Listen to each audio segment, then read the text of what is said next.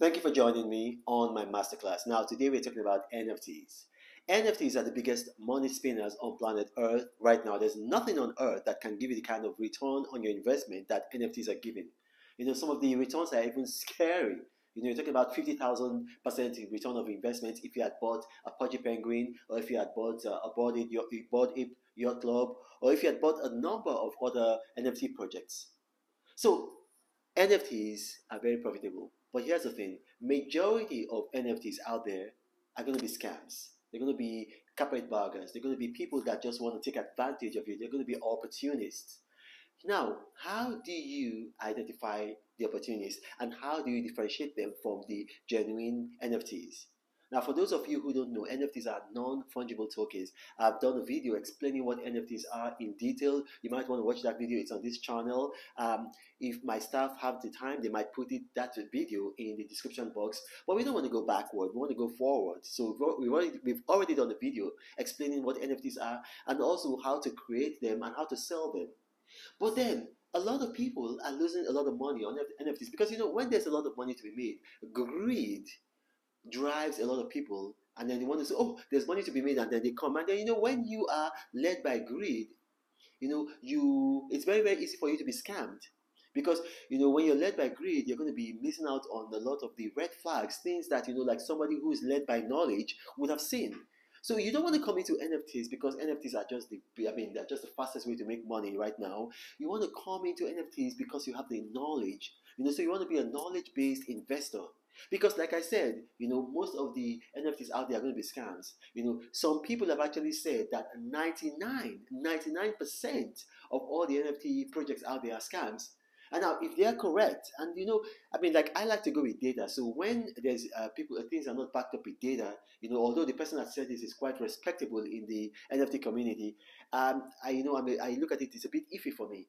But if that guy, if what that guy said is true, then that means just 1% of NFTs are, legit, are genuine.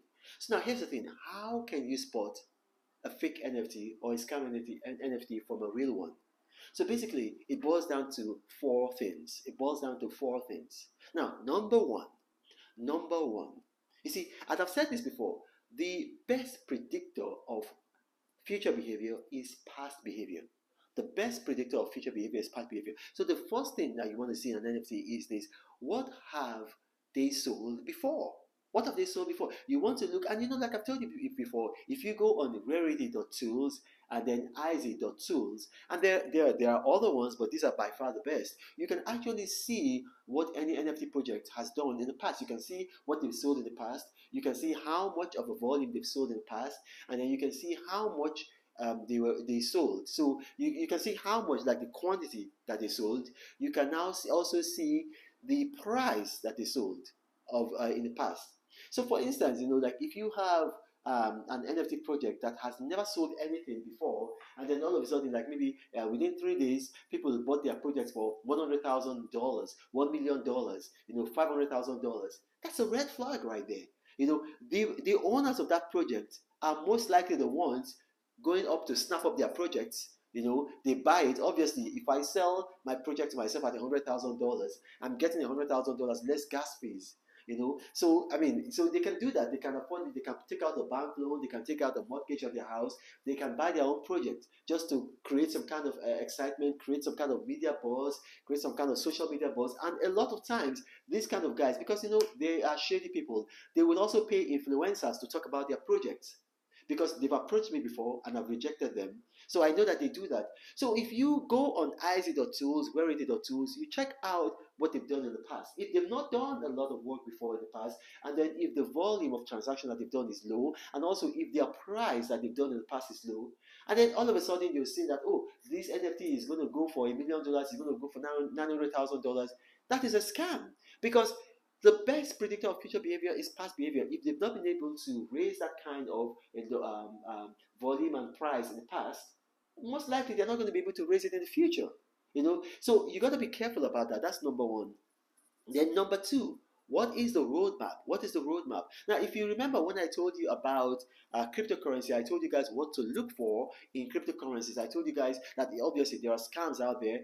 Right now, there are about almost 70,000 cryptocurrencies. A lot of people are surprised. They thought that maybe there were about 10. Yes, there's about 16,000. Actually, 16,700. I actually estimate, I just average it up to 17,000. And the vast majority of them are scams. How do we know?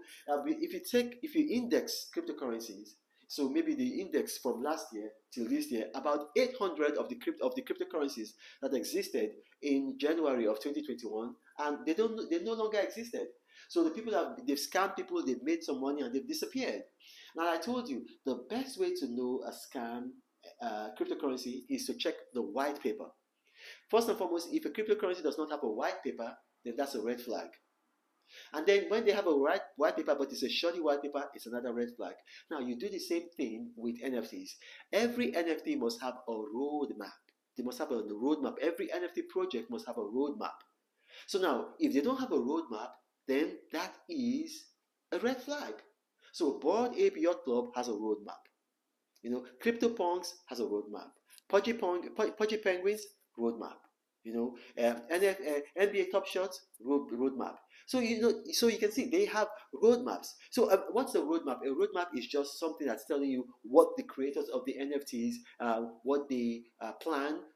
What their plan is. They talk about like the blockchain technology. They talk about their plans, their present and future plans for art. And then things like that. But then when they have no roadmap, or you look at the roadmap and then it looks like something that maybe like somebody in high school did, that's a red flag. Now, what's the third one? The third one is this: when you have an NFT project and then you look at the art, and then the art, it just looks like something that you just downloaded, like, ooh, you just went to an app and then downloaded something and then just made an NFT out of anything. It's most likely not going to pan out. It's most likely not going to sell. It's most likely it's a scam. Because you have to remember, non-fungible tokens, although they are not always art, but artwork is by far the most popular form of NFTs. So you want to look at the art. You want to look at the art. Is this art, or is this just crass? Somebody just went to a website and then just clicked on something, turn my selfie into an NFT. No, you got to look at the art. Because you have to remember that your NFT, it has to have a shelf life. It has to be attractive to art lovers. It has to be something that will be worth money tomorrow, that will be worth attention tomorrow. So that's why you have the Mona Lisa after all these years. Mona Lisa is centuries years old. That's why you have the works of Picasso. Picasso died about 100 years ago or less than, and his work is still relevant. That's why you have Rembrandt. That's why you have Vincent van Gogh. That's why you have all of these people, because they do artwork. So you have to look at it then. You have to have an eye for art. If you don't have an eye for art, and that's okay, a lot of people don't have an eye for art, invite someone that has an eye for art. Or what you can do is this: you can actually, there are sites where you can go online and then you can ask art experts. So you can do that. But then if you just look at something and it just looks so crass, don't buy. That's probably a red flag. It's just somebody saying, oh, I've heard of NFTs, people are making money, maybe I can make money. You don't want to do that. And then what's the fourth one? You see, not every NFT is art.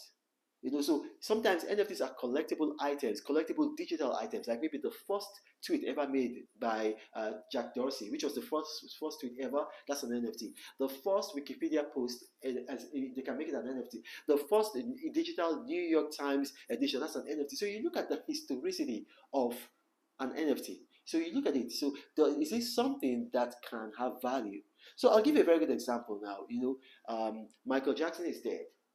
So maybe if he had ever done a tweet before he died, or if he had ever gone on MySpace, now there's no more MySpace. If he had ever gone on MySpace, and then you can actually get that, the digital format of what he did, that has historicity.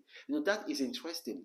That is something that you can go by. So you look at the historicity of a thing.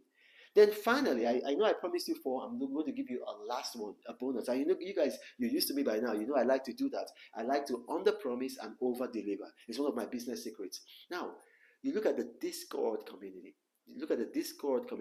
What's happening in the Discord community? Now, Discord is an app where people in the blockchain world, gamers, coders, people like that, investors, sellers, people in the blockchain world, and blockchain that's involving cryptocurrency, NFTs, and then their variables, like their allies.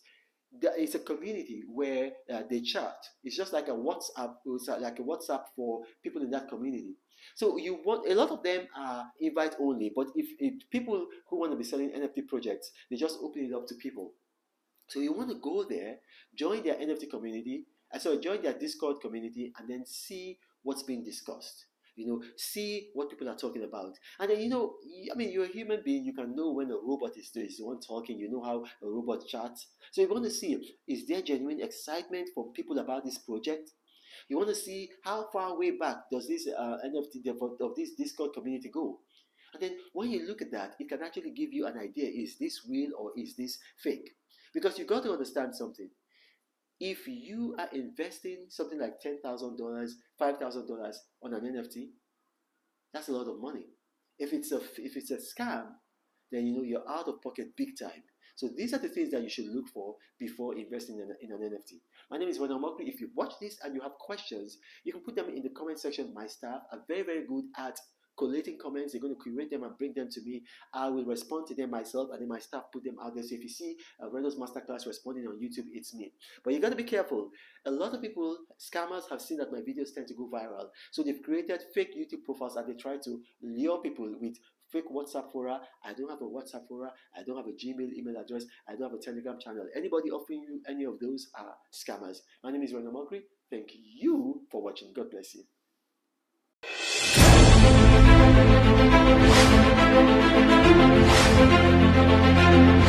Thank you.